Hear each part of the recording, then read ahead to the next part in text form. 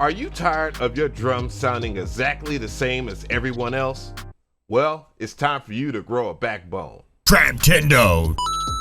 What is going on, guys? I had to. So we're checking out Steinberg Backbone, which is a VST plugin that is meant for percussion synthesis. So it's a resynthesis plugin that uses spectral analysis algorithms, and that's something that Steinberg has shined in the past with their things like spectral layer, which I got that already. And I want to give a shout out to Steinberg for allowing me to do a review on this, because I want to show you how it can really lift up your music, especially if you do like a certain genre like trap and you are reliant on a certain sound but you want something different from it. Well, it's quite possible of doing that. So I'm going to talk about the pros and cons, and probably in a future video we'll do something with this baby right here, the Cheeria Drum Brute Impact. I know you'll like that video. So get in the comments, let's go. So this is the UI for Backbone, and it looks really nice. I actually really like the look of it. It is quite complicated to understand, so I'm gonna do my best to break it down for you guys, but I'm gonna go ahead and play this demo track, and then we'll see some of the examples of why I like this plugin. Hey.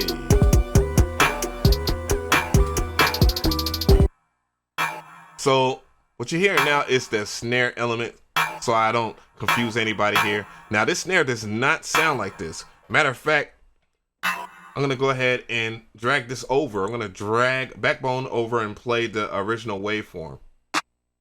That's how that snare sounds like, a typical trap drum snare being transformed into something crazy and tonal.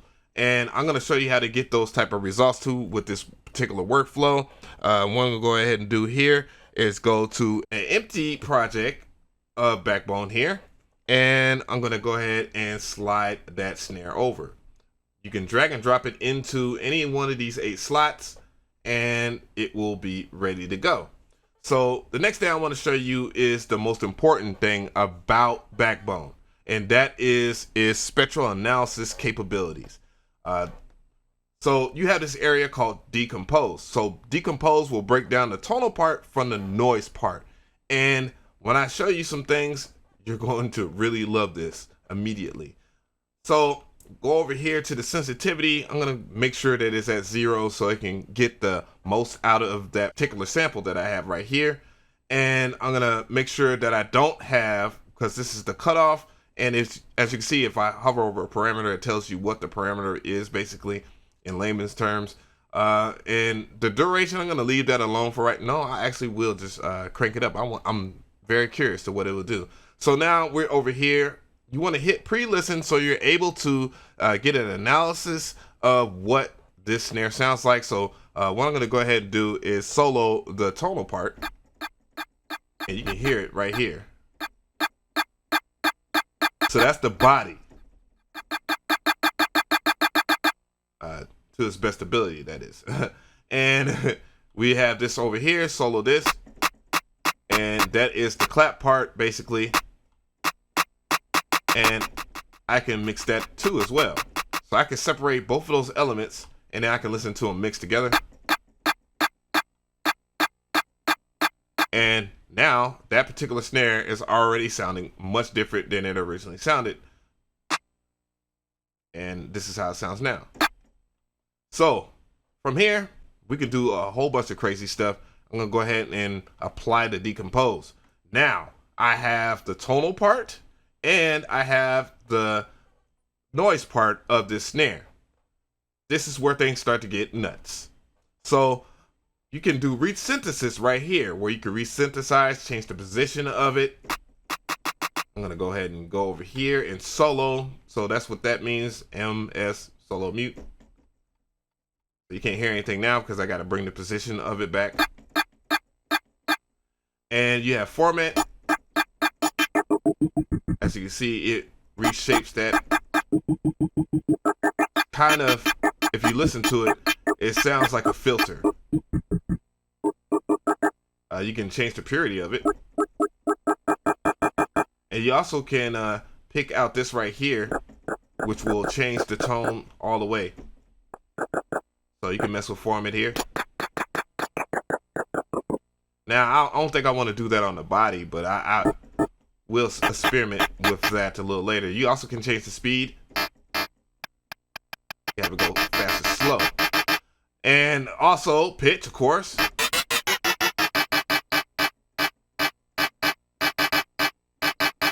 So what I'm going to do here is I'm going to turn that off and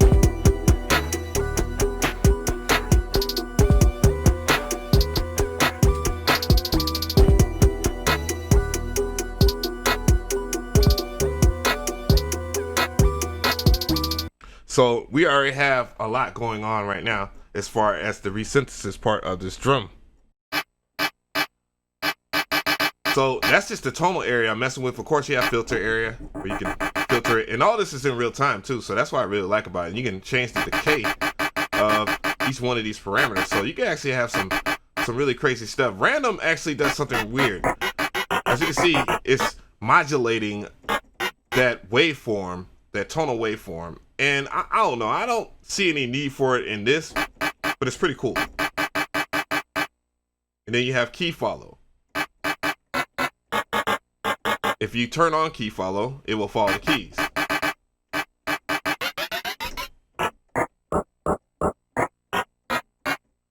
Get that there? What I'm going to do here is turn down that decay. So that's a really cool tool to be able to utilize. I'm going to bring back certain parts of that. You got the noise here, so I'm going to go ahead and mess with that. Pitch. It's going to go nuts. Let's bring back that noise here, change the position, and change the scale. There is amplitude. I did skip over that, and I do know that, guys. So amplitude, obviously, if you look at this part over here, you can see what it's doing. So if you mess with the decay, you will take more of that, whatever element that you're messing with, out. Hear that in context to the music here. So you can really change the snare. Now, in particular, when you're trying to remake or resynthesize a trap snare, the good part of it is actually the sharp part. And we're going to get into that a little bit more, but I'm going to go ahead and talk about amplitude here. Yes, you can assign these to any part of your automation. You can CC assigned to as well to your MIDI keyboard of choice, but I'm not going to do that here. You can turn up the volume, the gain of it, change the pan. So if you want your snare to kind of have a universal vibe to it, you can. You also can wind the stereo widening. You can also apply which part that you want to an effect. And speaking of effects, this thing is loaded. With these effects, they are rearrangeable, so you can arrange the effects any way you want. You can simply left click and bring up different things like your EQ. You have different equalizers. You have a DJ EQ. You have a filter. The EQ that I like to use is this one, of course, which is the parametric EQ. You do have a graphics EQ as well, but it's a little, I don't know. I don't like it, but you might find use for it. I find use for this here when I want to build some tone back.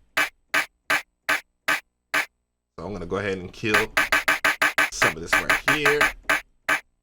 And let's go ahead and hear that in context with the music again.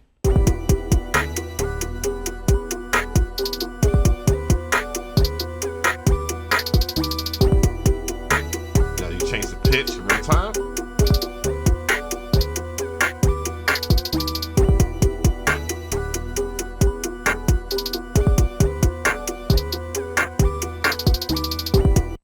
And so what I'm going to do is some other things that I really like about this as far as this. I usually go banoodles with this thing. Because EQing is so important to creating a drum. I'm trying not to make this a tutorial, but out of here real quick.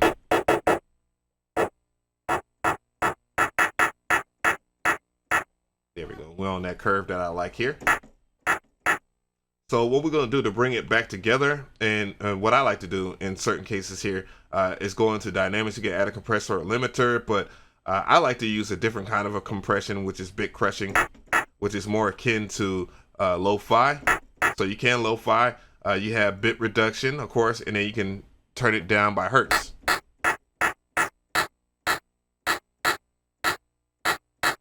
So you can have that. Also, changing the decay and the amplitude will bring the body of that back together. So let's go ahead and hear that in context with the music again.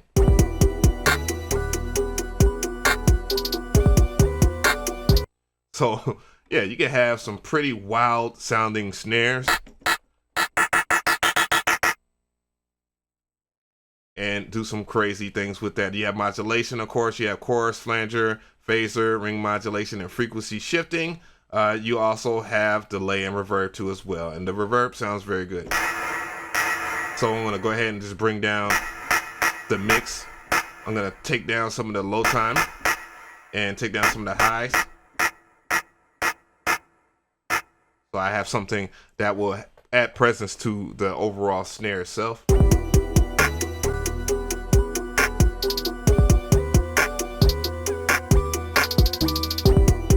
And do, again, you have the filter section, so you can shave some stuff off. I recommend using, if I was to say this was a tutorial, I recommend using a low pass filter with a pole of 6 or just 6 dB. That's more for like harsher sounds. And if you want anything softer, of course, you would go to 24. So,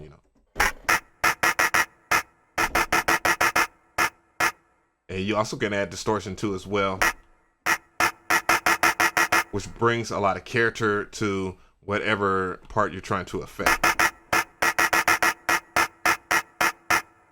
Let's hear that in context with the music.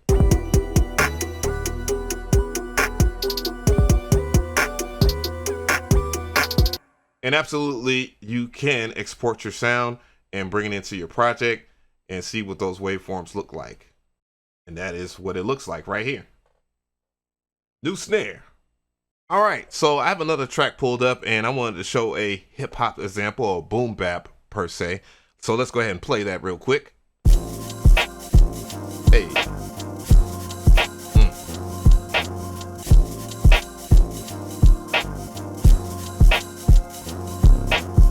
So it's not necessarily just for the trap heads out there. It is also for anybody, R&B or whatever type of music that you do.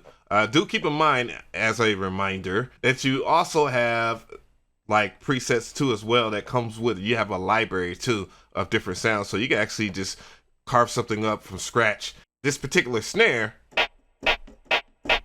came from this, so I'm going to go ahead and play the original snare. So that sounds totally different from the original snare.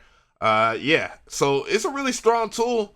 I'm very, very impressed with this. Last but not least, I almost forgot.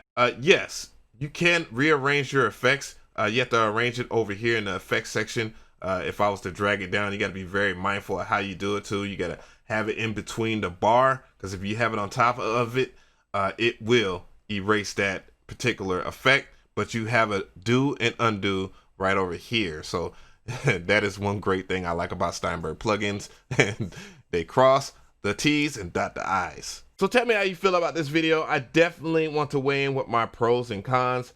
I just want to start with the cons. So the con, I guess, is that it could be a little difficult for a beginner to get into, but again, there are plenty of videos out. I have one linked in the description box, so you can check it out. It's pretty informative. It's a strong overview. I wanted to talk more about the pros and cons and give a roundabout review of this software.